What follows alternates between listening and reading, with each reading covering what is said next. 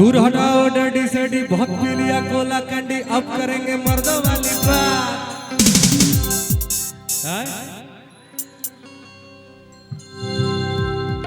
असली महाराज दूर हटाओ डैडी सेडी बहुत पी लिया कोला कैंडी अब करेंगे मर्दों वाली बात। वो पिएंगे बियर बियर साथ में लेके सेक्सी बियर पार्टी चलेगी सारी रात। आप लोग भी बोलेंगे मेरे साथ तब बोलेंगे ना, साथ में बोलेंगे ना।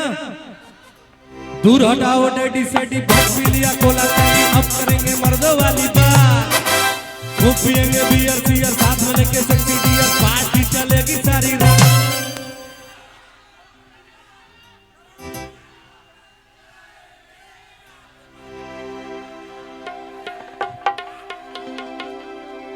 किलो मंडिया लंदन से लाए रात भर डीजे बजाए।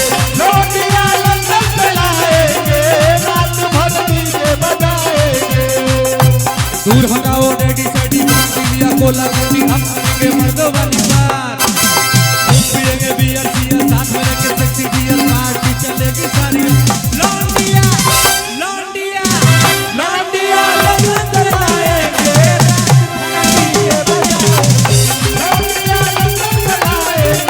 रात भर डीजे बजाएंगे।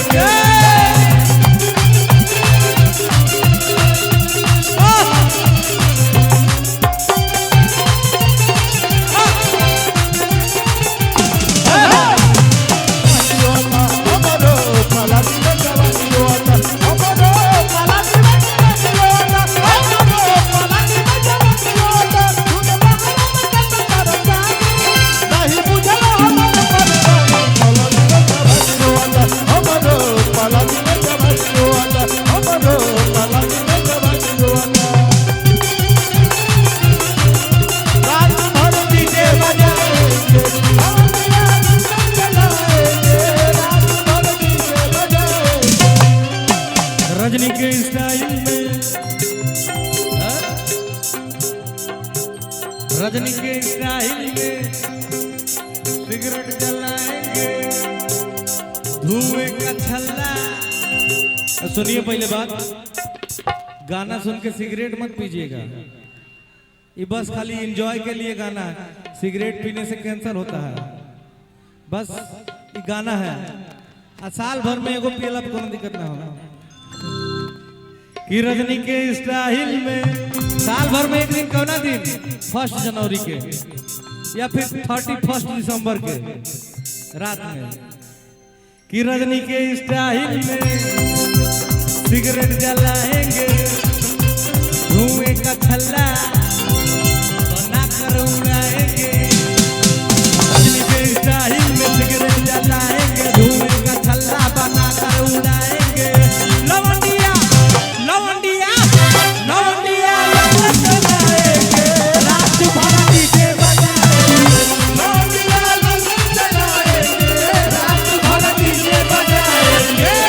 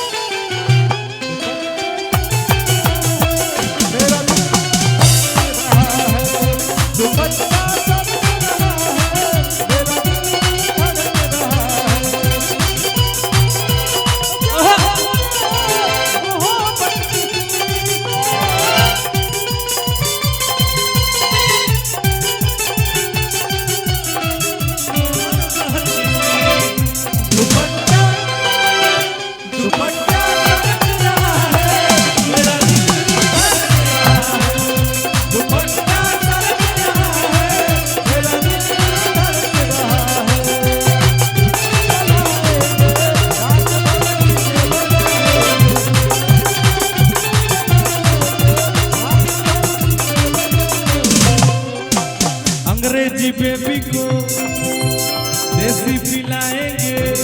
अच्छा, ये गाना के वीडियो के देखले बा? आप लोग जान जाइए, ये गाना हम लंदन में शूट किए थे। आपका भाई लंदन गया था कि अंग्रेजी बेबी को देसी पिलाएंगे। देसी तो अब यहाँ बंदे हो गल मर्दवा मिलता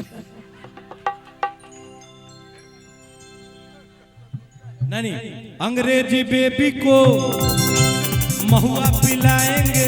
आप ठीक है ना? महुआ ठीक है ना? अच्छा, अंग्रेजी बेबी को ताड़ी पिलाएंगे। ताड़ी ठीक है? अच्छा अभी देखिए, अंग्रेजी बेबी को फ्रूटी पिलाएंगे। अंग्रेजी बेबी को देसी पिलाएंगे।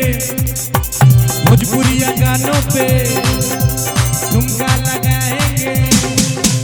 अंग्रेजी बेबी को देसी पिलाएंगे। भोजपुरिया गानों पे ठुमका लगाएंगे।